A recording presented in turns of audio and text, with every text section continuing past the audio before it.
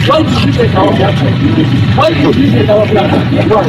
Why did you take this? Is the message you have, and you're taking that, and you're taking this.